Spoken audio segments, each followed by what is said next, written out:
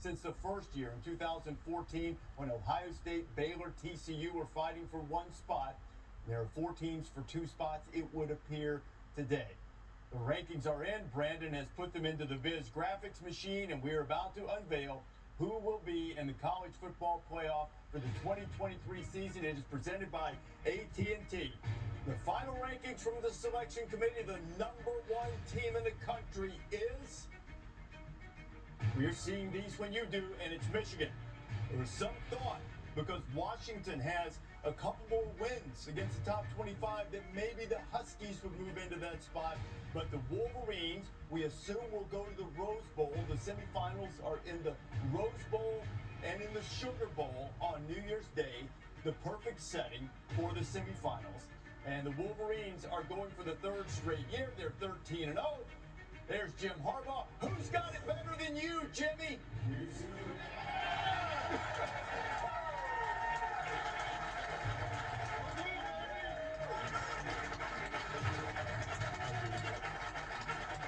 Determined, resolute, probably. Oh, I don't see any whole milk there, just orange juice. Diet Coke. Who's #2? We assume it will be the Washington Huskies. And it is indeed. What a job. Kalen DeBoer and Washington ripped from 9.5-point underdog to Oregon in the Pac-12 championship game. People thought they escaped in Seattle, and they absolutely made a statement, and they're going to the playoff for the first time since the 16 season. Yeah, I think to the point where people assumed that Oregon was going to win that game. And people felt very confident Oregon was going to win that game. And the way Washington took the field and started that game set the tone, and it never looked back from there. And to me, the physicality of the Huskies dominated. You thought Oregon was going to be the more physical team. Washington controlled the line of scrimmage and won the game. Now remember how the committee does this. You have 6 teams in a group, then you rank them, and the top 3 are taken off the board then, and then they repeat the process.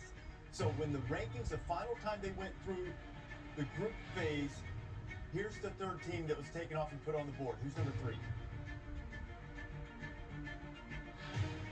The Texas Longhorns.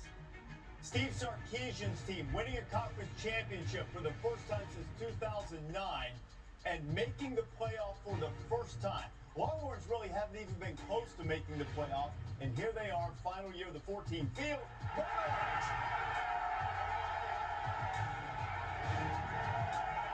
We assume that will put them in New Orleans.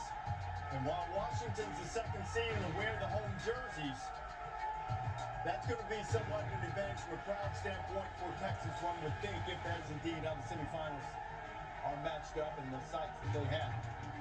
So we have Michigan, Washington, Texas. As we said right off the top, we've got these 1 spot left. We've got 4 teams with resumes. Texas now has made it into the field. Let's have a look at these remaining resumes. 3 teams, 1 spot. Alabama, Georgia, Florida State. Kirk, how should this come out in your judgment? Alabama should be at 4.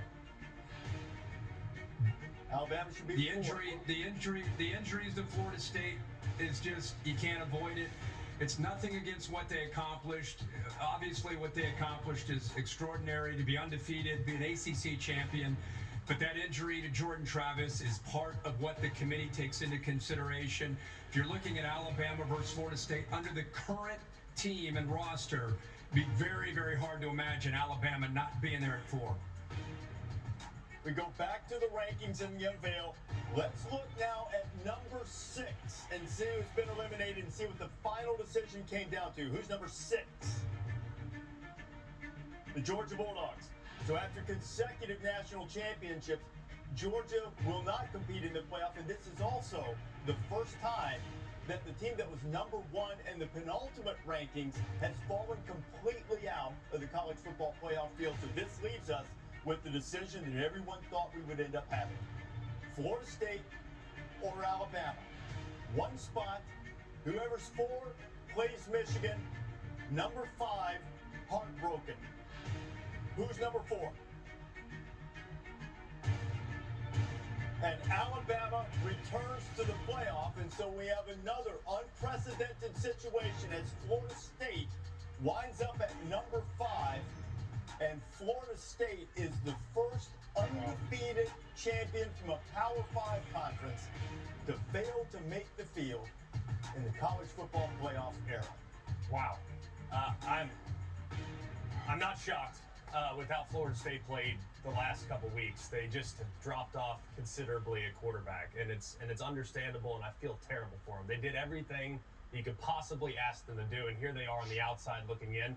A lot of people will have big issues with this. They'll ask, why do we play the games? Why are we looking at a team that's undefeated that did everything asked of them to punch their ticket? But the committee actually did the thing that they've talked about for the last 10 years. Forever it's been, well, it's kind of the most easy to justify. Well, this team has 0 losses. This team has 1 loss, so therefore the 0-loss team should be ahead of the 1-loss team. This is the head-to-head. They took everything into account. They took a step back. They acknowledged injury, which they've talked about in the past, and they put in the 4 best teams.